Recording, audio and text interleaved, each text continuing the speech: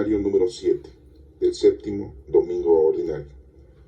Las lecturas es Levítico 19, del 1 al 2 y del 17 al 18. Mateo 5, del 38 al 48. Y la primera carta a los Corintios, capítulo 3, del 16 al 23. Pasemos al Antiguo Testamento, a la lectura de Levítico 19, versículo 1, 2 y versículo 17 y 18. El Señor se dirigió a Moisés y le dijo: dile a la comunidad israelita lo siguiente: sean ustedes santos, pues yo, el Señor su Dios, soy santo. No abriguéis en tu corazón odio contra tu hermano. Reprende a tu prójimo cuando debas reprenderlo. No te hagas cómplice de su pecado.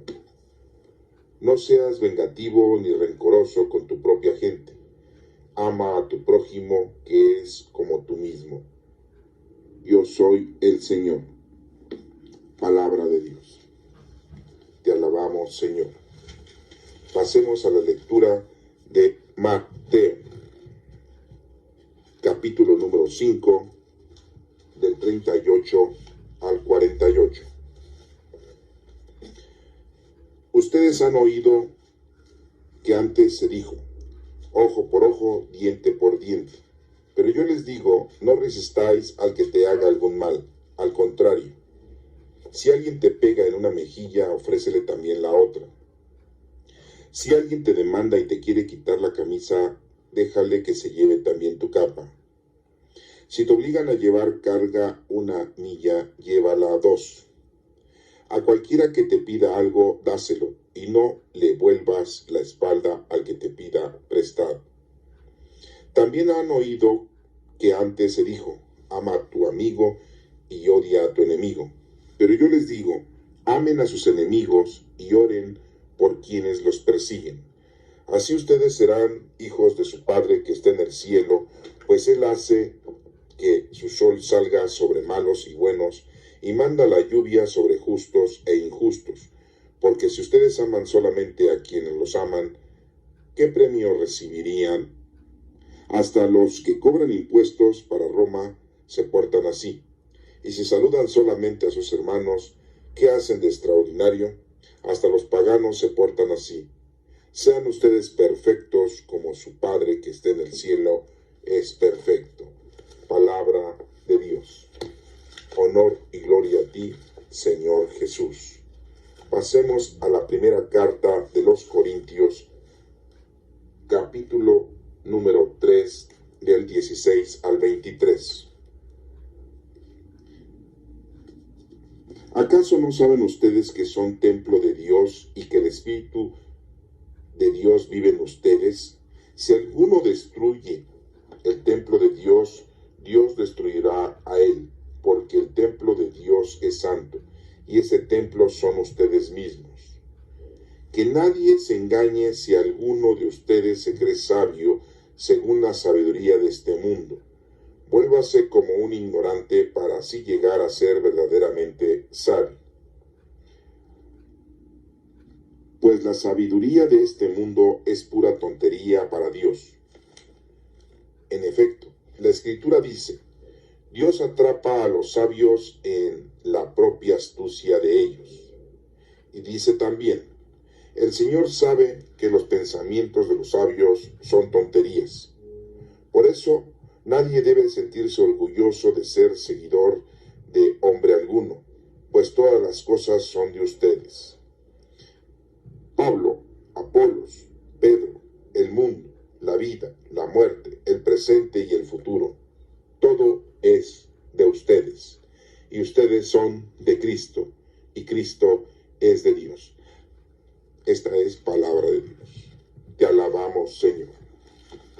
Demos inicio a la explicación de la primera lectura del Antiguo Testamento del libro de Levítico, capítulo 19, el 1 y el 2 y el 17 y el 18.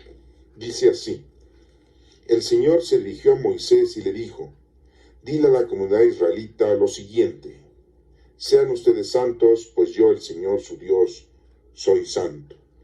El Señor, nuestro Padre, nos está dando una explicación en este versículo cuando se dirige a Moisés y le da esta indicación para que se la dé en aquel entonces a toda la región, a toda la raza israelita.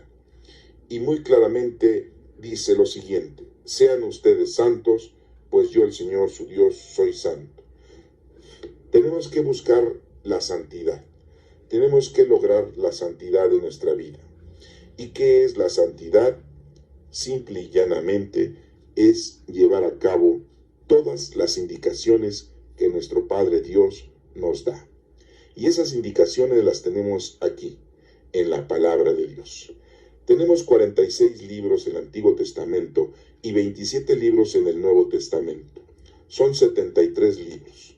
Los tenemos que leer, los tenemos que estudiar, los tenemos que aprender y tenemos que ir haciendo todo lo que dice la palabra de Dios en cada uno de sus versículos. Para esto tenemos que interpretarlo. No le podemos dar una interpretación inadecuada. Debemos dejarnos llevar por el Espíritu Santo para que nos dé entendimiento e inteligencia y podamos saber qué es lo que tenemos que hacer, cómo lo tenemos que interpretar. De esta manera cumpliremos con todo lo que el Señor nos está pidiendo y así podremos llegar a eso que nos está pidiendo en este versículo: ser santos, pues yo, el Señor su Dios, soy santo. Es muy importante el que nosotros hagamos la oración al Espíritu Santo para que podamos entender y lleguemos a comprender exactamente qué es lo que tenemos que hacer. Porque nos podemos equivocar si nada más lo leemos y lo interpretamos a nuestra manera. Todas las cosas que tenemos aquí, todas las indicaciones que tenemos aquí, las debemos de interpretar correctamente. Muchos de nosotros solamente nos hemos quedado con la doctrina que nos va enseñando la iglesia, con los mandamientos de la ley de Dios. Y hacemos un resumen y decimos: yo no cometo pecado, yo amo a Dios sobre todas las cosas, no juro su nombre en Dios en vano, santifico sus fiestas, honro a mi padre y a mi madre, no he matado nunca, etcétera, etcétera. Y nos resumimos solamente en los 10 mandamientos o en la poca doctrina que hemos aprendido cuando fuimos pequeños. Porque cuando somos grandes ya no nos adoctrinamos. Y cuando somos pequeños y fuimos a la doctrina, fue una doctrina infantil, fue una doctrina para los pequeños. Y con esa doctrina nos hemos quedado. Y ya no hemos estudiado, ya no hemos aprendido las cosas de Dios correctamente. ¿Por qué? Porque nos hemos introducido en el mundo, en las cosas materiales, en la sabiduría de los hombres. Veamos qué nos dice el versículo número 17 y 18. No abrigues en tu corazón odio contra tu hermano. Reprende a tu prójimo cuando debas reprenderlo. No te hagas cómplice de su pecado. Nos da otra indicación aquí en el versículo número 17, que no tengamos odio en nuestro corazón en contra de nuestro hermano. Y no está hablando nada más de un hermano consanguíneo, está hablando de un hermano en general, del prójimo, para que no vayamos a pensar que solamente es mi hermano o mi hermana. Y aquellos que no tienen hermano y hermana dirían: pues yo nunca voy a tener odio contra mi hermano. Pero no está hablando de una hermandad consanguínea, está hablando de una hermandad del prójimo en general. Y nos menciona: reprende a tu prójimo cuando debas reprenderlo. Cuando tú conoces las cosas de Dios, sabes qué es el bien y sabes qué es el mal. Sabes qué es lo correcto y lo incorrecto. Por lo tanto, si ves a alguien que está haciendo algo incorrecto, lo debes de reprender. No te debes de quedar callado, ni tampoco participar en ese mismo pecado que está llevando a cabo tu hermano. Debes de decirle que eso está equivocado, porque así lo dice Dios. No porque así tú crees, no porque así tú lo razonas, o porque para ti eso es malo. No, si es malo es porque lo has entendido que Dios dice que está mal hecho. Y no pongas tú tus ideas, tus consejos o tu manera de pensar. Si te has dado cuenta que esa persona está haciendo algo mal porque así tú lo aprendiste de las cosas de Dios, entonces le debes de decir: no lo hagas. estás equivocado, estás en pecado, estás mal. Pero si tú nunca lo has leído en la Sagrada Escritura, nunca lo has aprendido de la palabra de Dios, y ves que una persona está haciendo algo malo y según tú está mal, tú no debes de reprenderlo. Primero debes de aprender verdaderamente si eso está mal para que puedas dar ese consejo. De lo contrario, estarías tú equivocadamente dando un mal ejemplo, un mal consejo. Para esto debemos de estudiar y debemos de aprender lo que Dios nos indica cuando es algo malo y cuando es algo bueno. Aquí nos menciona que debemos de reprender al prójimo cuando tiene o cuando lo vemos que está haciendo algo mal. Y si nos quedamos callados y no estudiamos y no aprendemos y no le decimos que está mal, pues estamos siendo su cómplice en el pecado. En el versículo 18 dice, no seas vengativo ni rencoroso con tu propia gente. Nos da una indicación. La venganza no la debemos de llevar a cabo. El rencor no debe de perdurar en nosotros. Eso nos daña a nosotros y daña a la persona. Cuando alguien te hace algo, debes de luchar por perdonarlo, de olvidarlo. ¿Cuántas personas mueren? ¿Cuántas personas pierden la vida por una tontería mundana, por un robo de un dinero, por un robo de un artículo? O en la actualidad, simple y llanamente, cuánta gente pierde la vida por un celular, por un aparato electrónico, y tratan de no entregarle al ratero, al bandido, y pierden la vida por una tontería. O si están vivos, viven con ese rencor toda la vida, de ese odio, de decir, el vecino me robó, el compadre me robó, el amigo me robó, el hermano o la hermana se quedaron con mis cosas, me quitaron la herencia, no me repartieron justamente lo que me correspondía, me violentaron, y guardan el rencor el resto de su vida. La vida es muy corta como para poder estar viviendo con rencor y estar viendo y planeando la venganza de desquitarse de aquella persona que te hizo daño, en lo material, pero también en lo moral, también en lo sentimental. ¿Cuántas personas no perdonan a los hijos? ¿Cuántos hijos no perdonan a los padres por lo que les hicieron? Y vivir con ese rencor no te lleva a ningún camino de bienestar. Y el estar planeando vengarte de tu hermano, de tu hermana, de tu padre, de tu madre, porque te hicieron un daño en toda la vida, no es eso bueno para ti ni para ellos. Dios nos pide que no seamos vengativos y que no guardemos rencor. Y nos menciona en ese mismo versículo, en la siguiente parte, ama a tu prójimo que es como tú mismo. Dice, yo soy el Señor. O sea, que nos está dando en el Levítico ese mandamiento que Jesucristo vino a darlo cuando vino al mundo. Amar a tu prójimo como a ti mismo. Muchos teólogos, muchos adoctrinados, muchos presbíteros pudieron haber pensado que ese mandamiento nuevo que daba Jesucristo, amar al prójimo como a ti mismo, que es lo único que nos decía que hagamos, amar a Dios sobre todas las cosas y a tu prójimo como a ti mismo, decían es un mandamiento nuevo. Ese mandamiento nuevo, si ustedes se están dando cuenta en esta lectura, no es nuevo. Ya nuestro Padre Dios lo había pronunciado, ya lo había dejado escrito por medio de este agiógrafo que escribió el Levítico y que pues es considerado a Moisés, en donde nos está diciendo que ama a tu prójimo que es como tú mismo. Yo soy el Señor. Y vemos cómo entonces este mandamiento que supuestamente era nuevo, era más antiguo que nuestro Señor Jesucristo cuando vino en la tierra a predicárnoslo. Y muchos pensamos, muchos agiógrafos, muchos teólogos, muchos adoctrinados, pensaron que era un mandamiento nuevo, porque así se decía, os doy un mandamiento nuevo. ¿Por qué? Porque era tan nuevo que nadie lo había llevado a cabo. Y lo tenemos aquí en el Levítico. Pasemos a la lectura de Mateo. Es Mateo 5 del 38 al 48. Y empieza a decir en el 38, ustedes han oído que antes se dijo ojo por ojo y diente por diente. Era una ley que se había marcado para todas aquellas personas que le hacían daño a alguien. Y debemos de entenderlo y debemos de interpretarlo, que así como tú tratas en este mundo, así será tratada tu persona.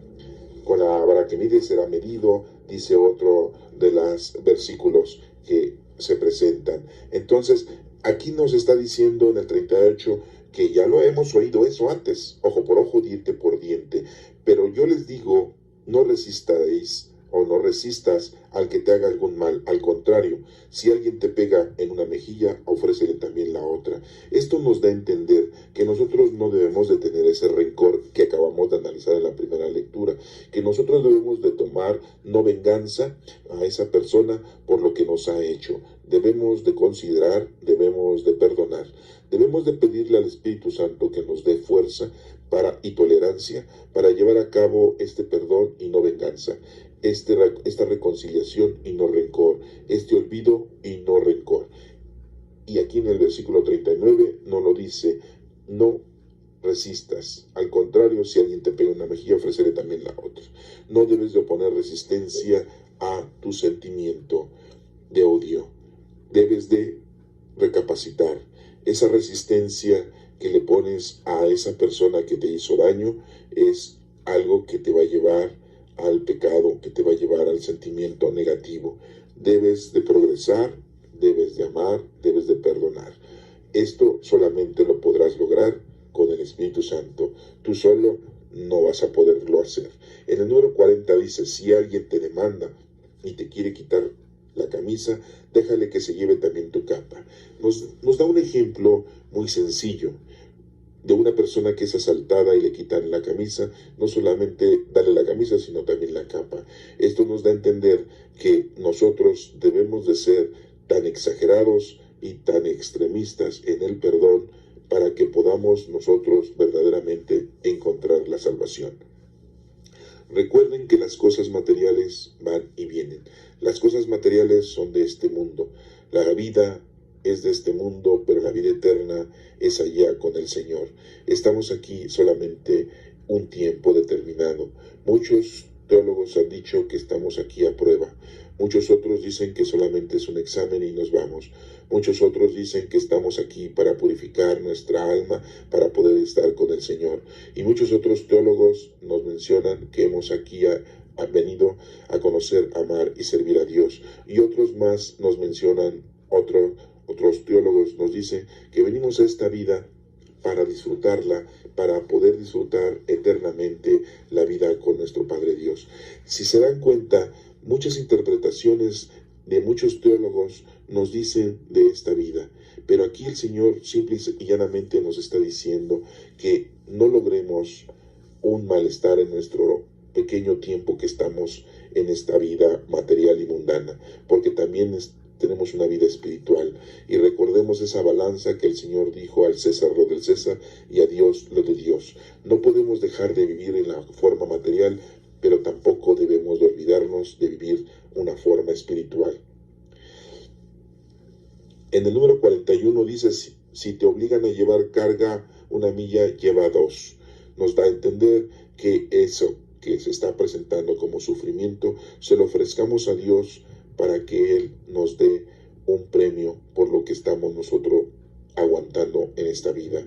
Si nosotros tenemos una enfermedad, ofrecérsela al Señor. Si nosotros tenemos una carencia, se la vamos a ofrecer al Señor. Si nosotros tenemos un sufrimiento mundano, familiar, físico, social, de cualquier índole psicológico, se lo ofrezcamos al Señor para que el Señor nos brinde la paz y la tranquilidad. Hace unos días leímos las bienaventuranzas, en donde dice que dichoso aquel que sufre, porque será consolado. En el número 42 dice: a cualquiera que te pida algo, dáselo, y no le devuelvas la espalda al que te pida prestado. Si una persona te está pidiendo ayuda, hay que ayudarla. El Señor es quien te va a ir arrimando a las personas a las que tú debes de ayudar. Él te las va a ir dando, te las va a ir acercando. Posiblemente sea tu esposo, sea tu esposa, sea tu padre, sea tu madre, sea tu hijo, sea tu hija, sea tu nieto, sea tu nieta. El Señor te va arrimando a la gente a la que le debes tú de ayudar. Posiblemente sea un vecino, un compadre, una comadre, un amigo, o un anciano, una anciana, o un desconocido, o quizás hasta el enemigo. El Señor te va a arrimar y a lo mejor tú empiezas a razonar y no te das cuenta que verdaderamente esa es la persona que el Señor te está arrimando a que tú le ayudes. Esto nos demuestra que lo que tú razones mundanamente con tu sabiduría, estás equivocado. El Señor te va a arrimar a quien tú le debes de ayudar. Y muchas veces te desesperas, muchas veces te preocupas o muchas veces no sabes si verdaderamente esa persona la debes de ayudar o no. Pero para esto hay una clave muy importante, el Espíritu Santo. Hagamos oración al Espíritu Santo y Él nos dirá exactamente qué es lo que tenemos que hacer, a quién es al que debemos de ayudar.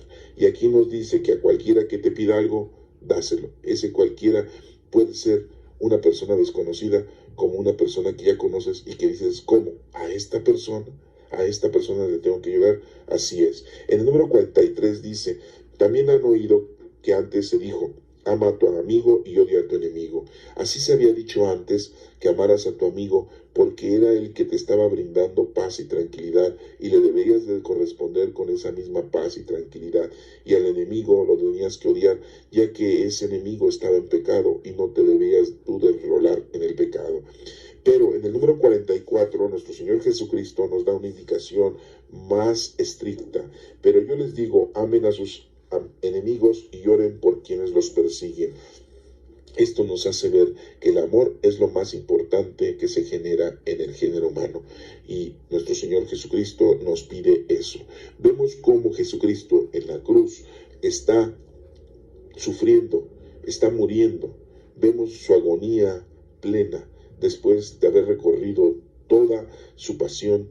Y vemos cómo Jesucristo en la cruz dice algo muy importante que lo vamos a recordar en esta lectura.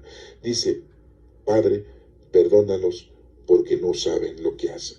A pesar de lo que le habían hecho, lo que habíamos hecho, el Señor pide perdón por nosotros porque no sabemos lo que estamos haciendo, porque estamos haciendo las cosas de una manera mundana, de una manera material. Y nuestro Señor Jesucristo en ese momento dice, perdónalos porque no saben lo que hacen. Y también nos dice en la cruz Jesucristo, cuando perdona al bandido que está a uno de sus lados y le dice, hoy estarás conmigo en el paraíso. A pesar de que él no, ese que estaba en la cruz no era su discípulo, a pesar de que ese que estaba en la cruz no era su amigo, no lo conocía como persona, pero se dio cuenta el amor tan grande que le tenía, el respeto tan grande que tenía y el arrepentimiento tan grande que tuvo en ese momento, y que Jesucristo le dijo, hoy estarás conmigo en el paraíso. Y nosotros vulgarmente decimos el buen ladrón. No les menciono los nombres de estos dos bandidos porque esos no se mencionan en la Sagrada Escritura. Fueron puestos ya posteriormente porque pues de alguna manera los teníamos que identificar. Y los encontraron por ahí escritos en un libro contemporáneo de la época de Jesucristo. Y bueno, pues por eso les llamamos por su nombre. Pero en este momento no los menciono porque no tiene caso ni mencionarlos. Solamente el hecho de que nuestro Señor Jesucristo amaba tanto que perdonaba, y eso era lo que teníamos nosotros que hacer. Ese es el ejemplo y esa es la indicación, esa es la doctrina, esa es la enseñanza que Jesucristo nos estaba diciendo a cada uno de nosotros y nos lo está diciendo ahorita. Y en el número 45 dice, así ustedes serán hijos de su Padre que está en el cielo, pues Él hace que su sol salga sobre malos y buenos y manda la lluvia sobre justos e injustos. Si nuestro Padre Dios ha mandado cobijo, ha mandado esa naturaleza para los hombres buenos y malos, y Él aquí no nos está representando, no nos está demostrando que está Él castigando a los hombres malos, sino todo lo contrario. Nos está diciendo que nosotros nos comportemos con esa bondad, con ese perdón, con esa no venganza, con ese no rencor, y así vamos a demostrar que verdaderamente somos hijos de Dios. ¿Cómo es la forma de que la gente se dé cuenta que nosotros sí somos hijos de Dios? Pues con las acciones, con el ejemplo, con nuestro comportamiento. Y eso es lo que debemos nosotros de demostrarle a la gente. Y así, cuando le hablemos a la gente de Dios, esa persona se reconciliará con nuestro Padre Dios y hará oración y aceptará al Espíritu Santo. Pero si nosotros no damos ejemplo, nuestro comportamiento es inadecuado, nosotros no amamos a Dios, nosotros no demostramos ese amor tan grande que le tenemos a nuestro Padre Dios, el hermano que está alejado, el hermano que quiere ser adoctrinado, el hermano que quiere encontrar al Señor, pues no lo podrá encontrar, porque veré nosotros que decimos nosotros falsedades, que nosotros nuestro comportamiento es equivocado, que nosotros no amamos a Dios. Entonces, ¿cómo podríamos nosotros en algún determinado momento invitarle a esa persona a que se acerque y a que ame a Dios? Si nosotros somos rencorosos, si nosotros somos vengativos, si nosotros no ayudamos al que lo necesita, si nosotros guardamos odio a las personas o buscamos que a esas personas les vaya mal, no ayudándoles nosotros. Entonces, todos esos malos ejemplos acarrearían a que esa persona que quiera acercarse a Dios, pues no se acerque, porque pues verá que nosotros no somos hijos de Dios y él pues tampoco será hijo de Dios.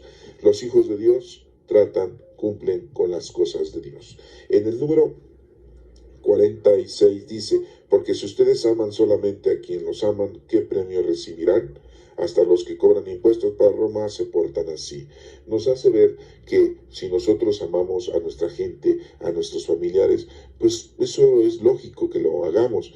Sería ilógico que no lo hiciéramos. Y hay mucha gente que no ama a sus hijos, hay mucha gente que no ama a sus padres, hay mucha gente que no ama a sus abuelos, hay mucha gente que no ama a sus familiares.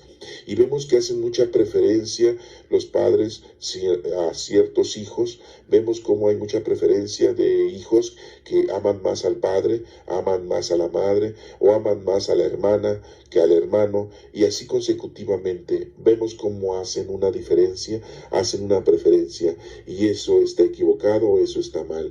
Y de esto vemos cómo es representativo de una forma mundana, de una forma irracional del género humano. Y aquí muy claramente nos menciona que pues si nosotros amamos a nuestros familiares, pues no tenemos, pues ¿qué premio podemos tener? Pues estamos amando a quien nos ama.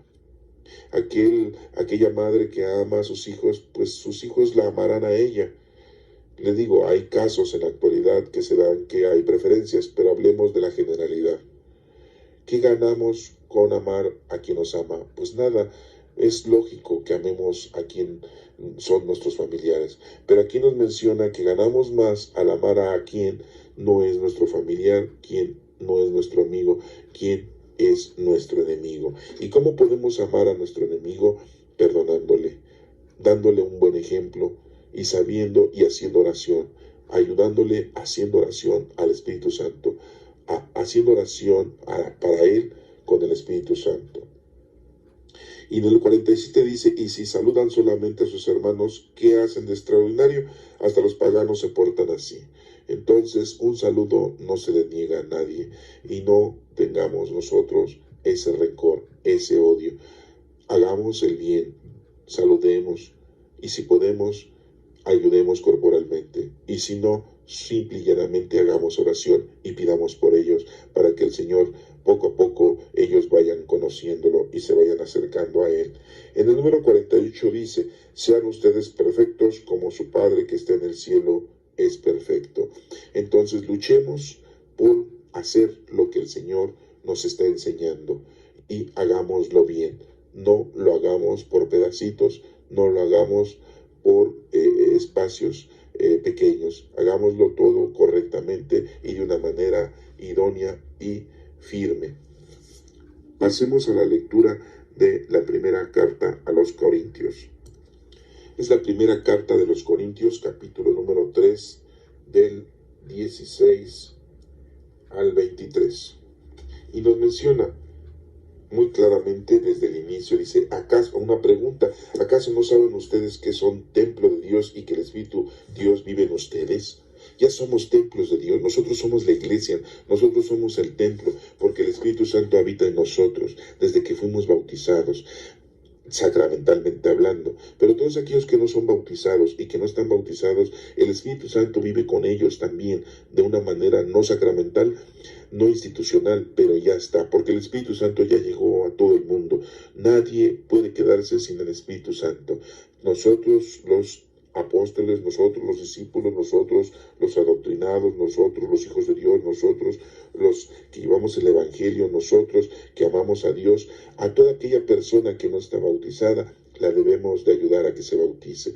Y si no va a un templo a bautizar, simple y llanamente nosotros podemos bautizarle, poniéndole los 3 signos en su cabeza, las 3 cruces del Padre, del Hijo y del Espíritu Santo, y dejándoles caer un poco de agua natural, y decirle: yo te bautizo en nombre del Padre, del Hijo y del Espíritu Santo. Y pues si sabemos su nombre se lo ponemos, si no sabemos el nombre le ponemos el nombre que nosotros queramos, pero en ese momento el Espíritu Santo ya de una forma sacramental está en ese individuo.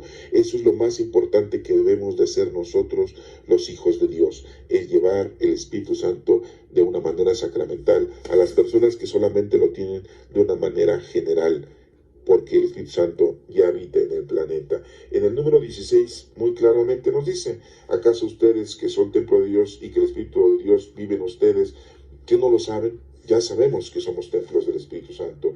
En el número 17 dice: si alguno destruye el templo de Dios, Dios lo destruirá a él, porque el templo de Dios es santo y ese templo son ustedes mismos. Muy claramente ya nos está diciendo aquí que el templo no es la iglesia donde vamos a escuchar misa, no es la capilla, no es la catedral, no es la parroquia, no es esa grande construcción a la que nosotros vamos a escuchar misa, donde se confiesan y comulgan. No, el templo, el verdadero templo del Señor somos nosotros, porque está el Espíritu Santo habitando en nosotros. Y si nosotros lo destruimos, el Señor destruirá a nosotros. ¿Y cómo es que lo estamos destruyendo nosotros? El no estar conociendo a Dios, el no amar a Dios, el no servir a Dios, el no llevar a cabo lo que nos está pidiendo Dios en las Santas Escrituras. Si las estás estudiando, pues aprende y lleva a cabo lo que dice ahí. Y si no lo has hecho, pues empieza a estudiarlas, empieza a leerlas, empieza a interpretarlas, siempre con la guía del Espíritu Santo, siempre con esa oración de invocación al Espíritu Santo para que te diga qué es lo que tienes que hacer. No necesitas a ningún guía espiritual mundano para que te pueda explicar la palabra de Dios. Solamente debes de tener esa grande fe de que el Espíritu Santo te va a guiar, y Él te va a guiar siempre. En el número 18 nos menciona que nadie se engañe. Si alguno de ustedes se cree sabio según la sabiduría de este mundo, vuélvase como un ignorante para así llegar a ser verdaderamente sabio. No pongamos por delante delante de todo la sabiduría mundana.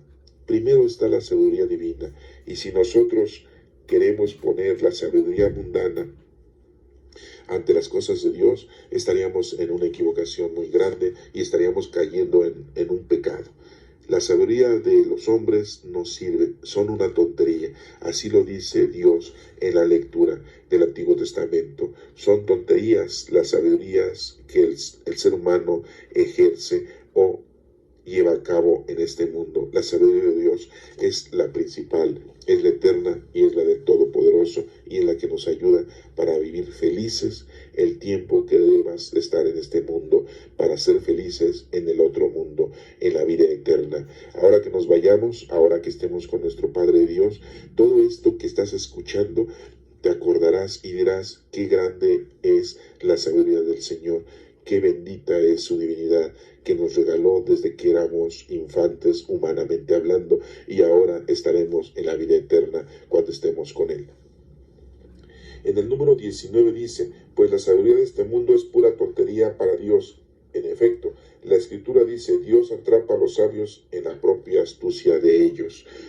Muy claramente en el versículo nos menciona a nuestro Padre de Dios y nuestro Señor Jesucristo que la sabiduría es vana, la de los hombres, y la sabiduría de Dios es eterna. En el número 20 dice: y dice también: el Señor sabe que los pensamientos de los sabios son tonterías. Por eso nadie debe sentirse orgulloso de ser seguidor del hombre alguno, pues todas las cosas son de ustedes. Entonces, nos debemos de dar cuenta que hay una palabra de Dios, hay un versículo en una de las lecturas en donde dice muy claramente: maldito el que confía en el hombre y bendito en el que confía en Dios. Aquí nos lo está diciendo de una manera más sutil, más leve. Nos menciona muy claramente que dice que los pensamientos de los hombres son tonterías y que nadie debe sentirse orgulloso de ser seguidor de algún hombre alguno. Nosotros no podemos seguir a un hombre en especial, decir yo soy devoto a X. No, por eso es que debemos de tener mucho cuidado con la doctrina, mucho cuidado con la religiosidad, porque muchos nos hacemos devotos, nos hacemos seguidores, que de San Pedro, que de San Pablo, que de San Judas Tadeo, que Santiago, apóstol, que el San Arcángel San Miguel, que San Charbel, y que somos seguidores de hasta de nuestra Santísima Madre. Y debemos nosotros entender que el único camino a llegar es nuestro Señor Jesucristo. Y en la actualidad podríamos decir un hombre muy santo, un hombre muy fiel, un hombre muy capaz fue Juan Pablo II, Karol Wojtyla. Sí, pero nosotros no lo vamos a seguir a él. Él cumplió con su trabajo, él llevó a cabo lo que tenía que hacer. No podemos tampoco seguir a ninguno de los santos. Son ejemplo de que sí se puede llegar a la santidad o a la perfección o luchar para poder ser unos buenos hombres. Pero no podemos nosotros estar orgullosos de esas personas. Nosotros debemos estar orgullosos de nuestro Padre Dios, debemos estar orgullosos de nuestro Señor Jesucristo y debemos de estar orgullosos de nuestra Santísima Madre, porque dio la vida por nuestro Señor Jesucristo, que es nuestro Salvador. Debemos de estar orgullosos de ella, de nadie más. Es de la única que se nos puede permitir estar orgullosos, siendo que fue un ser humano. Y de nuestro Señor Jesucristo y de nuestro Padre Dios, y estar orgullosos de que vive el Espíritu Santo dentro de nosotros, pero de nadie más, de ningún santo, de ningún hombre, de ningún ángel. No te hagas escultura de nada de lo que está en el cielo, ni tampoco de lo que está en la tierra. Dice por ahí un versículo en el Antiguo Testamento: no adoréis a nada ni a nadie, no levantar ninguna escultura y enorgullecerte de ellas. De nada sirve eso, de lo único es de nuestro Dios. En el número 22 dice: Pablo, Apolos, Pedro, el mundo, la vida, la muerte, el presente y el futuro, todo es de ustedes, todo eso es de nosotros. Nosotros no nos debemos de enorgullecer. Si vemos que una persona es muy inteligente en las cosas de Dios, muy sabia en las cosas de Dios, es muy caritativa, es una buena persona, como les he mencionado, y vemos cómo en la actualidad su santidad, el Padre Francisco, está haciendo muchas cosas benévolas para muchas personas, o aquella persona que está ayudando a un asilo, o aquella persona que está ayudando a un orfanato, aquella persona que lleva la comunión, un ministro de la Eucaristía. Vemos que son muy buenas personas, que bueno, están cumpliendo ellos con su menester, con su doctrina, con sus obligaciones, pero nosotros no nos vamos a enorgullecer de ellos, tampoco los vamos a vanagloriar, tampoco los vamos a adorar, tampoco nos vamos a someter a su servicio y a su entidad. Nosotros al único que le debemos todo es a nuestro Padre Dios, a Jesucristo y al Espíritu Santo. Y como les dije, a la única a la que le debemos y que podemos enorgullecernos es a nuestra Santísima Madre, que es la Madre de nuestro Señor Jesucristo, la Madre de nuestro Maestro. Y el versículo número 23 dice: ustedes son de Cristo y Cristo es de Dios. Bien claramente dice en la Escritura: ustedes son de Cristo, y no dice ustedes son de María, y no dice ustedes son de los ángeles, y no dice ustedes son de los santos, y no dice ustedes son de otra persona, de su papá o de su mamá. No, dice muy claramente: ustedes son de Cristo y Cristo es de Dios.